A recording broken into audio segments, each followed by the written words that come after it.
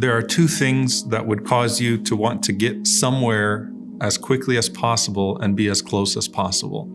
Either it's who you want to see or it's what's being given out. And those are the two things that are spoken about when Allah talks about Salatul Jum'ah, the Friday prayer.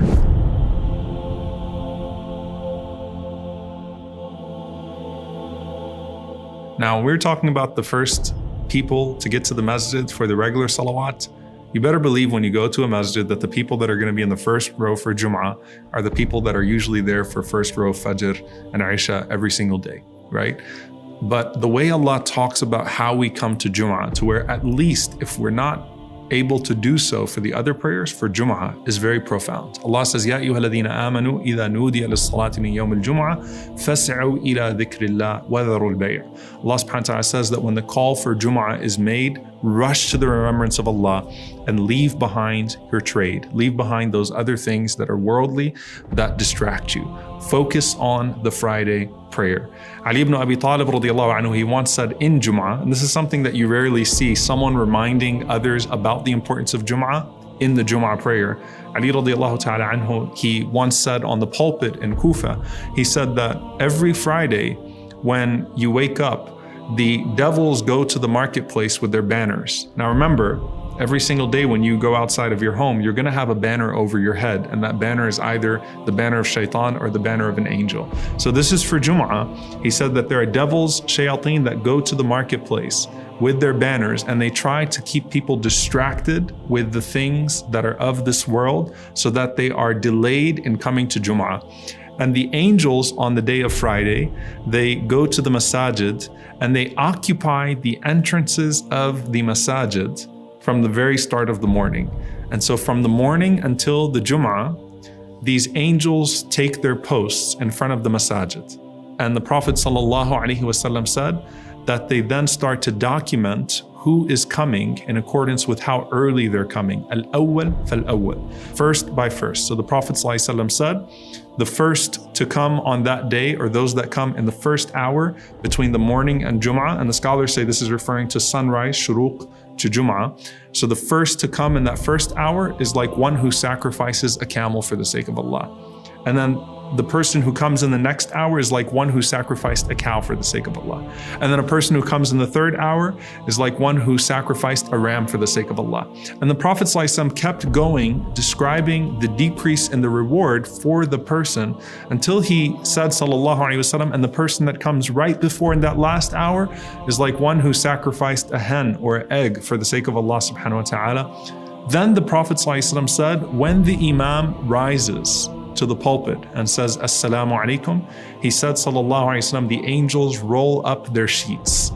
And what did the angels do? They sit and they listen attentively to the Imam as well. SubhanAllah. So if you're giving khutbah, know that you have angels that are sitting in the audience as well. So if you don't find people very engaged with you when you're giving khutbah, there are malaika that are listening.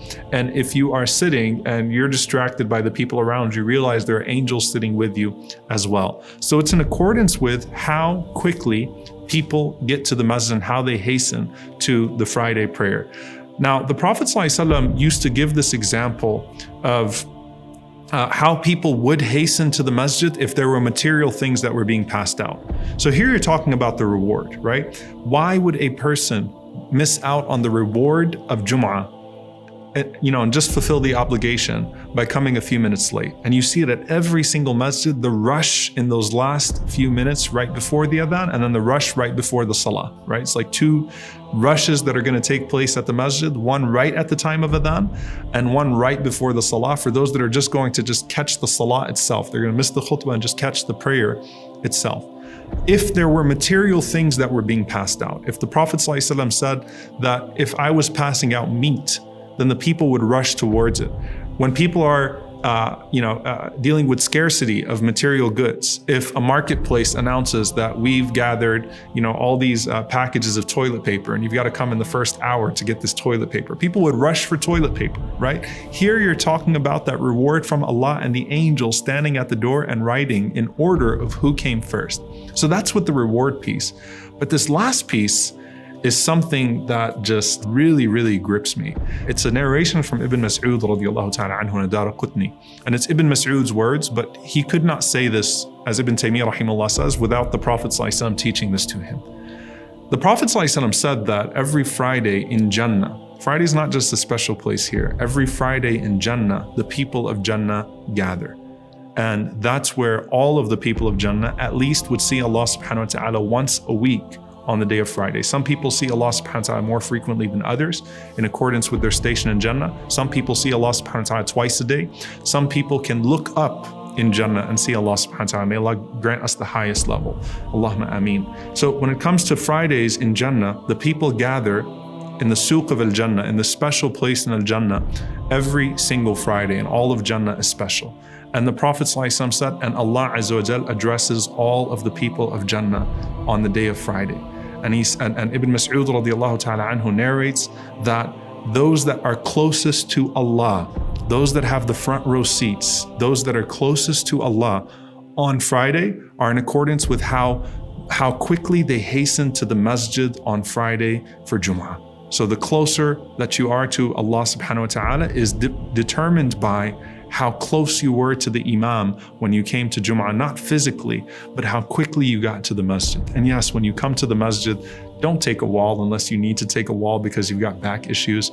Don't be that person that's going to sit back. Sit attentively as if you are in Jannah and you're trying to get as close to Allah subhanahu wa ta'ala on the day of Friday as possible. And for those that, that are not going to be close to the Imam for whatever reason, right? It's not about, as Ibn Mas'ud radiyallahu anhu narrates, it's not the physical space that makes you close to Allah subhanahu wa ta'ala in Jannah on Friday.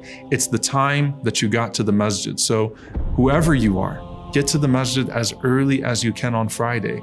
And by doing so, you express to Allah subhanahu wa ta'ala that you don't just want to be in the angel's roll book that Friday, but you want to be closest to Allah subhanahu wa ta'ala as possible every Friday in Jannah.